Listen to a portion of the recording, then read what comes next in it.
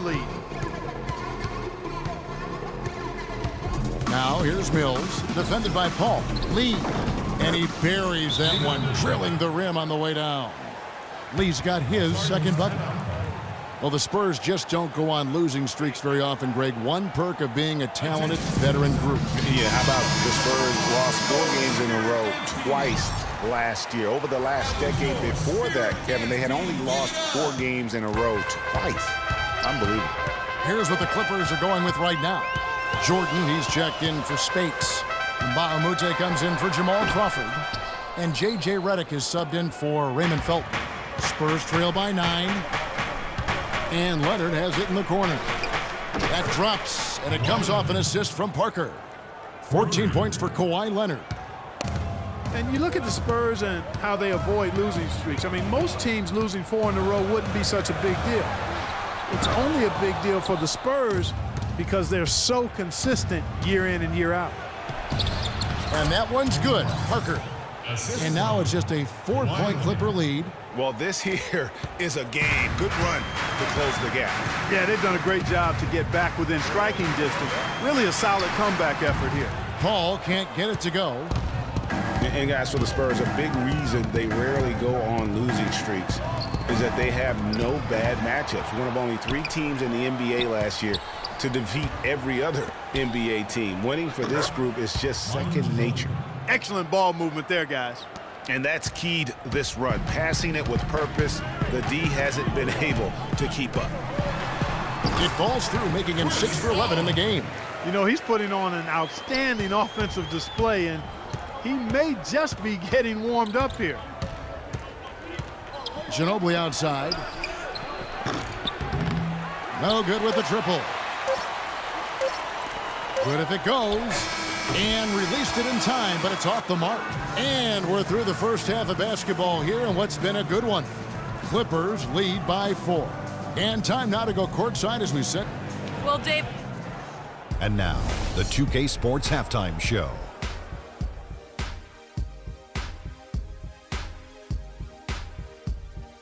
Welcome back, everybody, to the 2K Sports Halftime Show. Chris Paul has been the story in this one.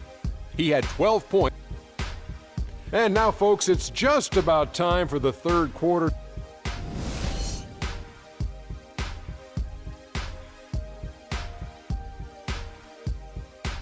And now the start of the second half. Neither side jumping out ahead through the first 2 quarters.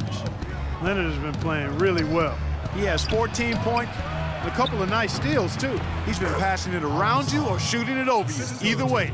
And they're not sure whether to stick tight or really to try and defend the pass. Here's who Greg Popovich is starting in the second half. Parker and Green are the guard pairing. Aldridge out there with Kawhi Leonard.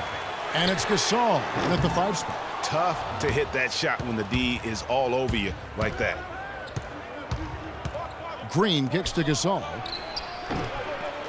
for the tie, and it's laid in by Aldridge. Aldridge has got it all tied up now for San Antonio. I think they need to get much more disruptive defensively. They can't just keep allowing these easy baskets. That's got to be job number 1 right now. Nothing easy on the inside. You know, one of the unsung things about Danny Green is his team defense. I mean, he flies around that end of the court, and his instincts usually put him in the right position to make a play. Paul with the 3. Again, the miss by Paul. He's been anything but his usual self this quarter. It's actually been ugly to see. Leonard, no luck. They really depend on him to convert those chances. A lot of times, even with solid D draped on him, they expect him to make it. Here is Mbamute, and the Clippers miss again. Offensively, the struggles continue. 0 for 5 to start the half. Over in the corner, Green. And it's good in the assist by Parker. Parker's got 5 assists in the game.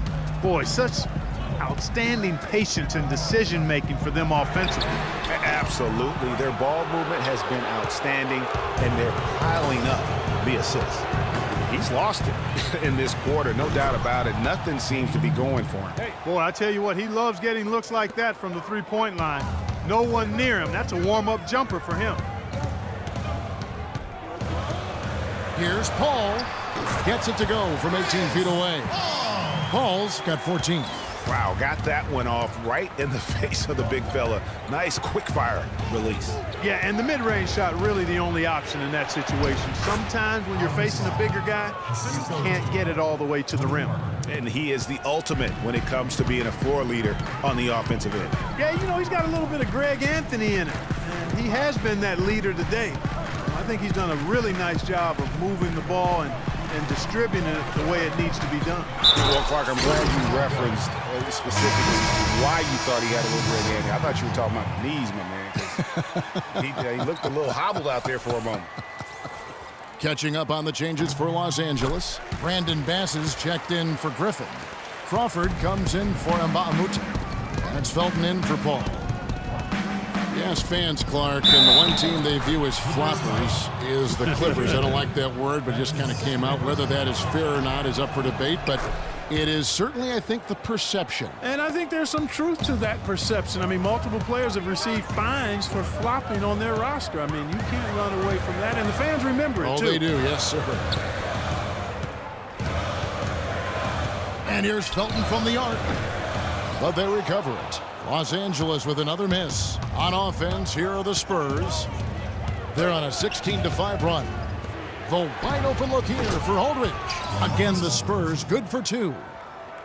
And for the Clippers and flopping, part of it might just be reputation. Whenever anyone hits the deck on their team, fans might be quick to kind of condemn that as a flop. You could tell he assumed he'd be able to beat the defensive coverage even though it was all over. Mills can't hit. Boy, from my angle, it looked like it was in the bottom of the net. Looked good from here. Yeah, I'm about as shocked as you are, Clark. Outside Aldridge. Lets it go with the 3. And there's the call on DeAndre Jordan. That'll be his second foul of the game.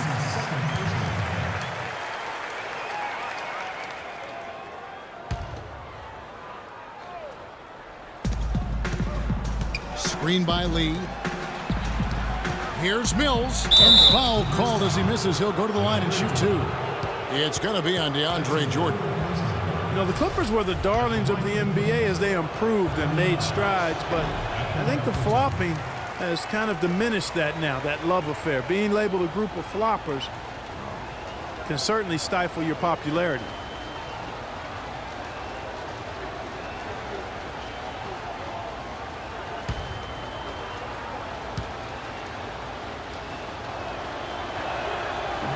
And he sinks the second. And guys, every time we think Patty Mills is going to take the next step in his development, he takes a step back. Last season, he shot career lows from the field and behind the arc after having one of his best ever campaigns the year before. That really just makes a coach pull his hair out, and fortunately for me, I don't have it. Clippers trail by 10. Crawford right side. Kicks it to Redick. Here's Crawford. Bass with the screen. And again, no good by the Clippers. And just because you can make it from outside doesn't mean you need to live there. Not that far out anyway, Greg. I mean, he can work for a better shot than that. You know, it's really hard not to notice the difference in the passing of these two teams today. It's a stark discrepancy when you look at the assist columns and you see that difference as far as the fluidity in their respective offenses. And the wide open shot from Green. And it's wide right. It's off the rim.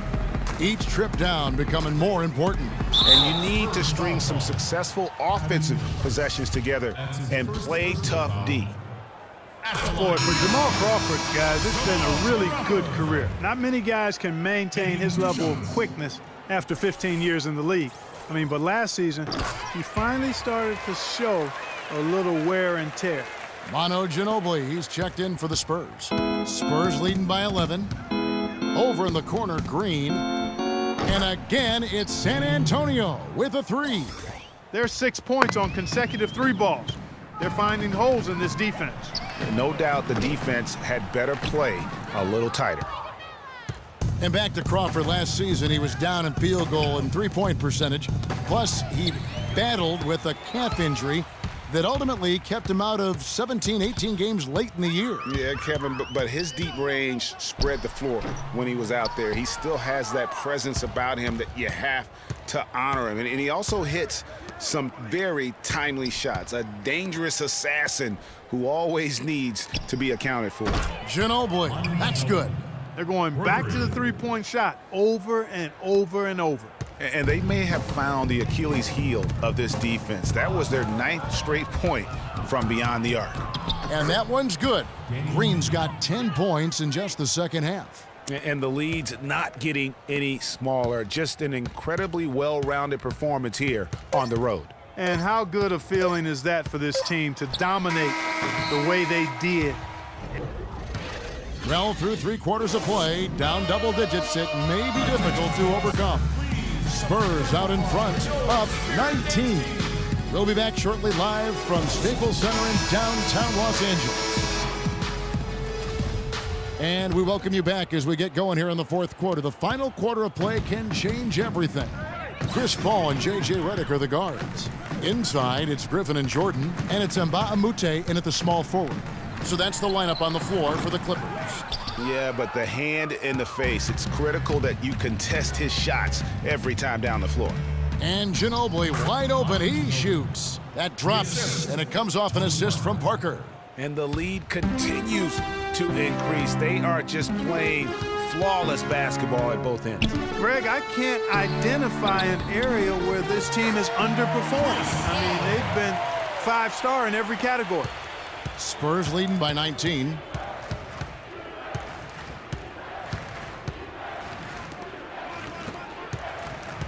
Back to Aldridge. Paul grabs the board. Paul's got 6 rebounds here tonight.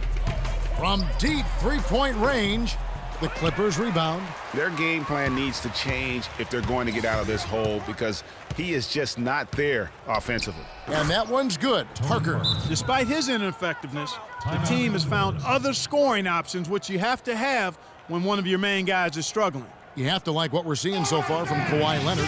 He just continues to light them up. They're going to have to find a way to make him work harder for his point. And the Clippers call time here. Last season, Clark, the Spurs kept on winning as usual. They passed the Lakers, in fact, for the best winning percentage all time for a franchise. Well, some of that has to do with the struggles the Lakers had last season, but more of it is credit to the Spurs.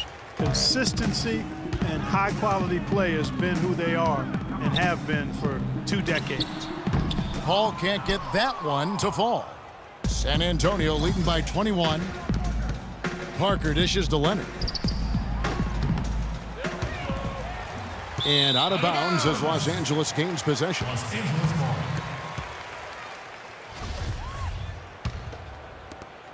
And we've made our way through just over a minute and a half in this fourth quarter.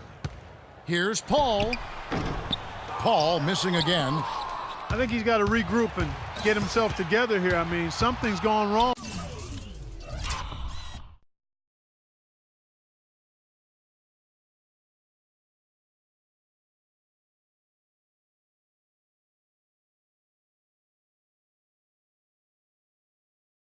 With him this quarter, he's really fallen off. And that's out of bounds. San Antonio will retain possession.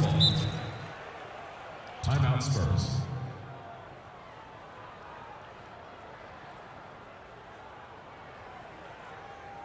San Antonio calls timeout. And really, the last few seasons, the Clippers have been one of the most consistently strong teams in the league. A far cry from when they were a bottom feeder back in the day. They have become one of the premier franchises in the NBA. Another gap in the defense found there, and they've really had their number today. Picked by Griffin. Looking to get back on track here, and Chris Paul picks up the foul. That's foul number 2 for him. And so it's San Antonio with it. They lead by the biggest margin of the game, 23 points. Parker passes to Leonard. Back to Parker. That's good, and it's Leonard with the assist. 6 points for Tony Parker. Greg, as you said about the Clippers, the days of finishing near the bottom every year are over. Clark, a lot of that is Doc Rivers. Exactly. Since 2012, Kevin, they